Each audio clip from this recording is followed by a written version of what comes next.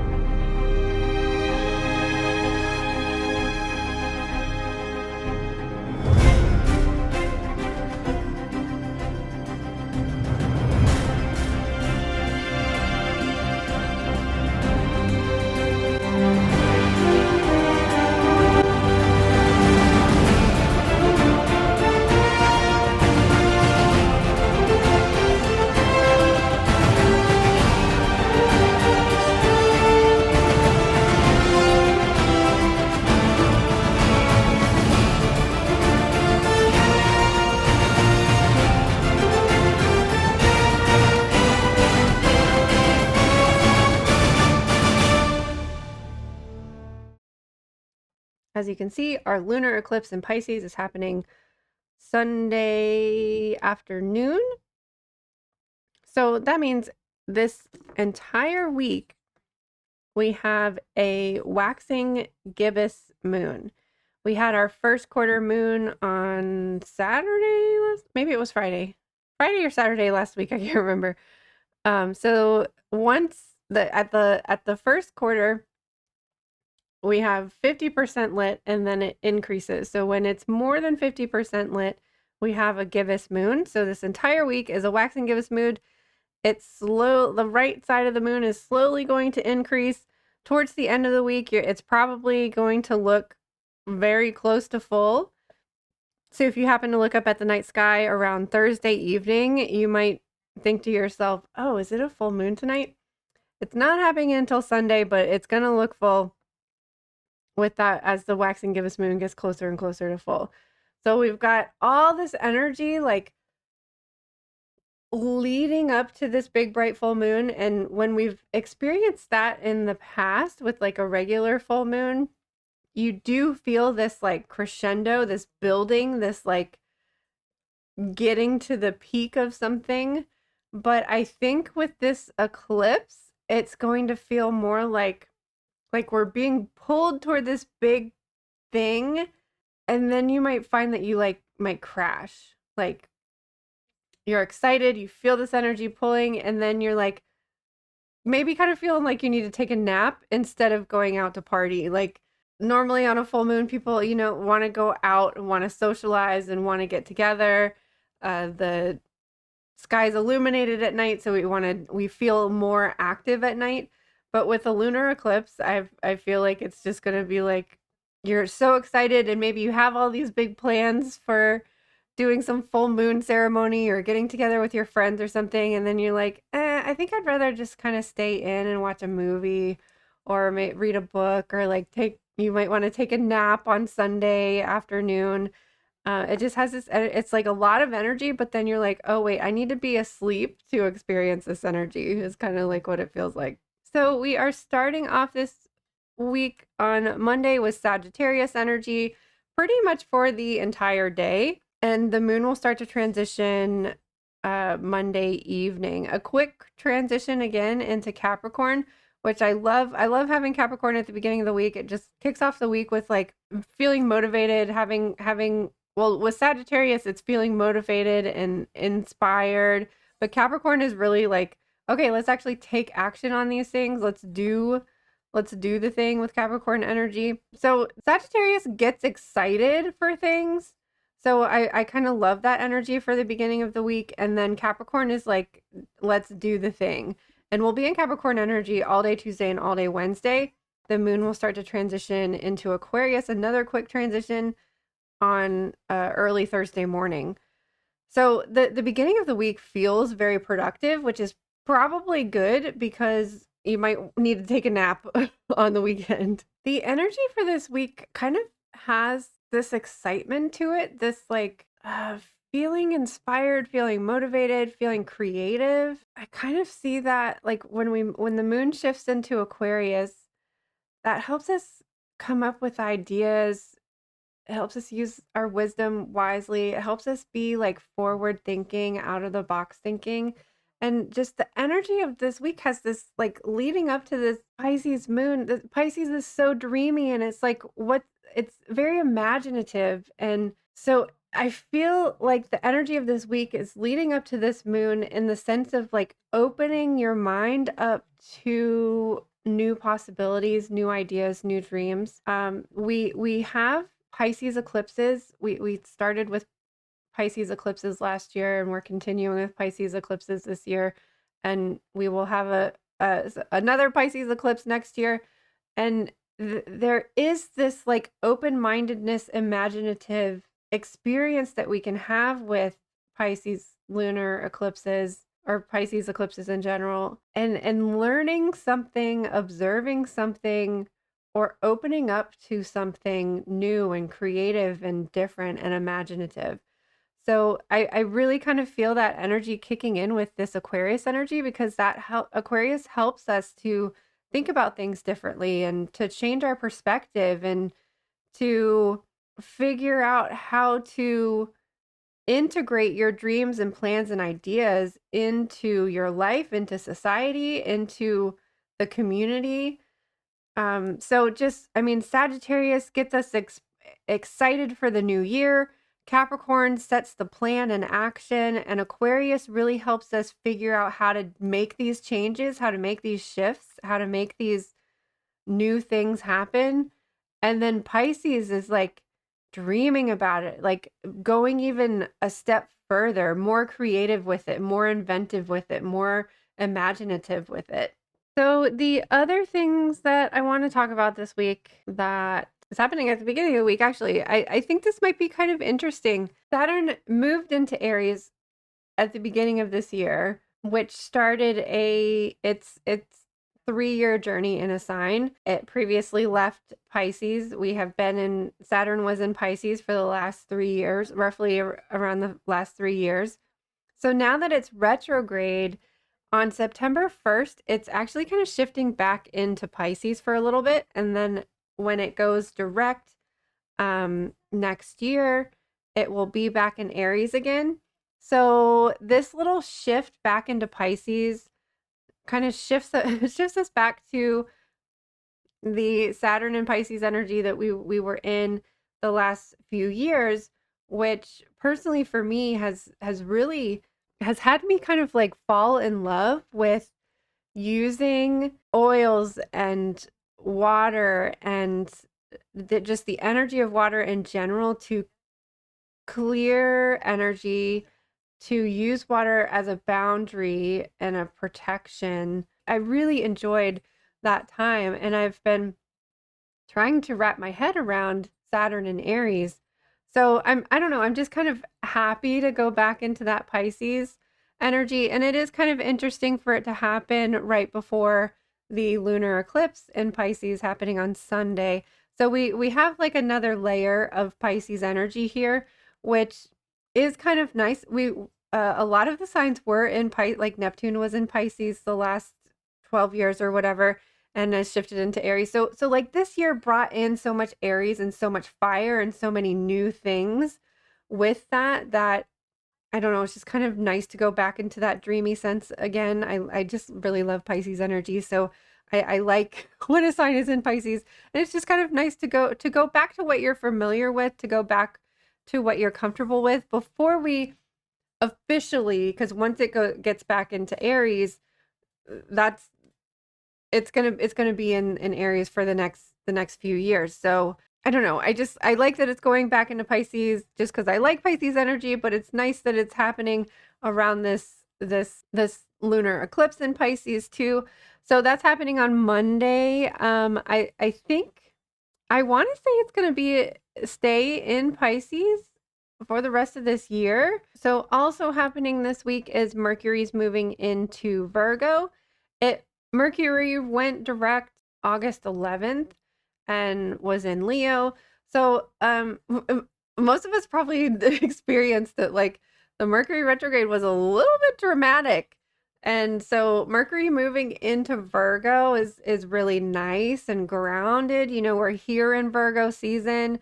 We're here within the Virgo moon cycle. So I really like Mercury in Virgo. It's very, very precise and particular about the way we communicate.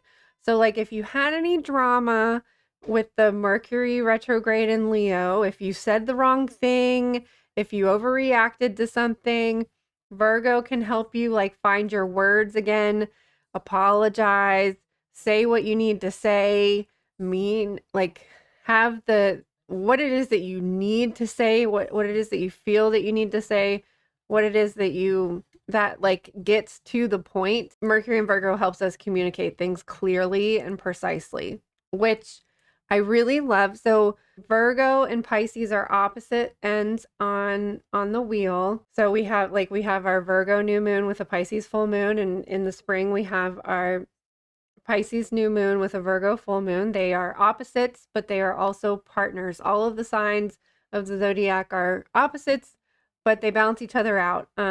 So Pisces being sleepy and dreamy and spacey, Virgo being grounded and organized in particular, they help each other out. Like Pisces can come up with the idea and the dream and the vision. Virgo can help put that plan into action. Organize those thoughts, organize those ideas. Pisces is the like dreaming of this epic fantasy story, and Virgo helps you like write that story down, turn it into a book, and make these things happen. So it's the things that might come up subconsciously for you in the subconscious dream land with this Pisces lunar eclipse. Virgo helps identify it, put words to it, put a label on it. So it's nice that we have that shift into Mercury into Virgo right before this full moon lunar eclipse in Pisces, so that we're just able to like put to words, identify the things that we are experiencing in the subconscious and bringing it to the surface. So last but not least, we have Uranus going retrograde, and it's going to be retrograde until February of next year. So earlier this year, Uranus moved into Gemini. It changed signs. This is a really big shift. So again, like Saturn is doing, like Pluto did last year when it changed signs, they dip their toe into this new sign, let us experience it a little bit, and then they back up again. So at the beginning of this Uranus retrograde, It will stay in Gemini, but I think in November it's going to go back into Taurus, which was very grounded and earthy. Gemini's more volatile and communicative and uh, airy. So again, we have that like we've experienced Uranus and Gemini for a couple months now, and then in November we'll go back into Taurus. So what we're comfortable with, what we understand about Uranus and Taurus, and then it's going to shift back into Gemini again before it goes direct in February. So, even though we have Mercury going direct, well, we have Mercury, Mars, and Venus and Jupiter all direct right now. So, now with Uranus going retrograde, we currently have Pluto, Neptune, Saturn, Chiron, and now Uranus retrograde. So, we're really kind of going to be experiencing retrograde-a-palooza until October. So for the rest of this month, we still have all of those planets retrograde. The first one to go direct is going to be Pluto. Pluto's going to go direct October 10th. Saturn is going to go direct November 27th. Then Neptune is December 10th. And Chiron is January. And then Uranus is February. So I am kind of curious what the experience of the Pisces lunar eclipse with Neptune retrograde is going to be like, because with Pisces and with Neptune, things can be really confusing, kind of like intangible, like you're finding it hard to wrap your head around things, finding it hard to find clarity, feeling confused, spacey, dreamy. So I am kind of curious what this might look like. I have hope. Like, I just love Pisces energy so much. I kind of overlooked the confusion and the delusion, which might not be a good thing, but I'm just like, so what if you're delusional? Like, as long as you're happy, it's fine. But that might not be the healthiest or best approach to things. So I don't know. We'll see. But now with Uranus retrograde, I don't know. I really kind of haven't wrapped my head around Uranus and Gemini yet. So I'm not really sure what things might come up for me with a retrograde. Like, Uranus is the planet of liberation and freedom. It's ruled by Aquarius, which is like evolution and change. And so I think it's like, I think what we can learn from it is like we are all trying to evolve, right? Like we are all trying to evolve into our highest and best selves individually, hopefully. And as a society and collective, I mean, we need things to change for the better. And we have been experiencing great shifts and great changes.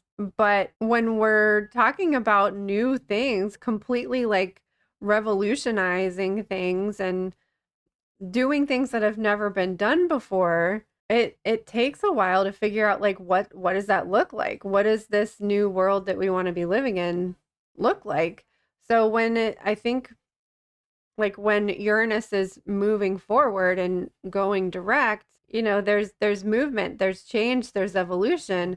But when it's going retrograde, it's kind of like helping us to figure out, well, what does this look like? How do we move forward? What do we need to change? What are the lessons that we need to learn? And so it helps us kind of like, I don't know why I'm feeling this motion here. It's like taking a step backwards before we move forward again, as far as like evolution goes. And because like Uranus has this energy of this like breakthrough energy of just like breaking down old barriers and busting through walls, there is this like not urgency but like impulsiveness to busting down those walls of being like yes, this is the change that needs to happen. Let's do it. Let's break through this wall. But then once you break through the wall, you're like, oh shit, who's gonna clean all this up, and what are we gonna rebuild? And it's kind of like breaking down the wall before you actually like had the plan of how are you gonna rebuild the wall? How are you gonna rebuild the foundation? How are we going to support this thing? So it's like jumping into something before you're ready, before you're prepared. So the retrogrades really do kind of help us jump in, experience something, and then like take a step back and be like, okay, wait, let's finalize this plan. Let's help especially being in an air sign now, like which is more volatile and like expansive, and like there are no borders, there are no boundaries. So it's like we do need some structure and like some organization, which is what Taurus, Uranus and Taurus did teach us of the Taurus is the support system. Now Gemini is the like, how do we grow and expand this even more? So now we're going back into Taurus to be like, wait, we need more foundation, we need more structure before we can like grow and expand. So a lot of kind of like big shifts happening this week, and it's all leading up to this lunar eclipse, which hopefully is going to help us understand something subconsciously or help us have hope and dreams for the future. All right, so this beautiful card here is from the Oracle of the Hidden Worlds by Lucy Cavendish, and we've got the Path of the Gods, decisions, meetings, and future plans. You are now being given a glimpse of the place where the gods dwell and meet and play and enjoy. Within this painting, you will see two ethereal beings, fairies of light, meeting in a dance in a field that lies before a great palace. They have followed a long path to arrive here, and now they know the moment has come to receive their mission in the world. So too is it with you, my friend. Within this valley are held the meetings of and parliaments where the decisions and ideas are discussed and debated until conclusions are reached and new wonder enters the world of the humans, or remains beyond the veil hidden in this sacred place. Now you are in the process of deciding whether you will move ahead with a new venture or project, one which will see you enter into a closer relationship with another person. This connection will be easeful and good and blessed by the gods who watch over such things. A little divine intervention has come your way, and the creative process will be driven by moments of sheer inspiration, where ideas born in the other worlds will come to you for their transition into reality. Ground all that you do, Earth. Ground all that you do, Earth, the sublime energies moving through you. Make friends along the way and welcome an ally to your quest. Discuss and learn, share ideas, and wonder how to translate the imagined into the possible. Make this a dance, and those who have sent you this mission will rejoice. As always, you are free to choose whether this path will be yours, but when the time comes and the possibility approaches, this energy from the hidden worlds will be there to support you as you work to bring forth this beautiful energy into the world of humans. The illumination of this card is walking my path is a divine opportunity to create change in the world. So like this week has this very like hopeful, creative energy to it. And this card reminds me of the Blue Room meditation, which is a meditation where and it's a room, you envision this room that is totally blue, which blue is the color of peace. And so it's like, it's this totally neutral space, and like the floor is blue. There's this long like conference table in it. The table is blue, the chairs are blue. There's a infinite number of seats around the table. They are blue. The ceiling is blue, the walls are blue. Everything in the door to the room is blue. And so you go into the room, you invite your spirit guides to sit at this banquet table with you. And then if you're having some sort of conflict with somebody, you invite that person's higher self to come sit at the table with you. And you invite their whole spirit team to come sit at the table with you. And you state your case like, this is the situation. I want to leave this up to our spirit teams to come up with a solution or a resolution or a compromise that supports both of our highest good. So you and the other person get up from the table, leave the room, close the door. And so it's like you're giving up your trust and surrender to allowing spirit to find a solution for this problem. So this like meeting place of the gods, what is it? The path of the gods, the place where the gods dwell, meet, and play, kind of has that same kind of feeling of like meeting in this space, coming up with the divine plan, dreaming up the divine plan, imagining the divine plan, which very much has that energy of a Pisces lunar eclipse, of just really imagining your biggest dream, like actually coming to life, and like with great detail, and like really, really envisioning it and believing that it can happen, and finding that belief and finding that hope, and trusting that the gods and that your spirit team is going to help you create this thing to make this possibility happen. So, along the same lines of as creativity, we have fearless creativity as our sacral chakra card for this week. When you light and stoke your inner fire, you awaken inspired, youthful energy. Take action in your life. Spark the embers of your creativity, sexuality, life force, and will, and allow them to emanate from your very being. Try doing something that scares you. Your fears can be a good teacher and introduce you to some of your heart's deepest desires, which often hide behind our fears. Give yourself permission to embrace all of who you are, fears and passions included. So again, this is a sacral chakra card. The crystal they recommend is sunstone, and the herb is vanilla. So this moon, I think, is helping us to like really imagine and dream and envision and have hope and to believe, which I am like kind of thirsty for. Like I feel like I have been feeling very hopeless and low and melancholy and overwhelmed and just feeling very suppressed. So I'm really open to, and last week's energy was very kind of like lighthearted feeling, and this week is even more of that, like even feeling even more hopeful and feeling even more excited for like things to come. Like I think I've been having, like, the unknown is always scary, and you don't know what to expect, but I don't think I've been feeling hopeful. But the energy of this week and last week felt really good too. That just feels hopeful, feels dreamy, feels imaginative. It feels like things are possible.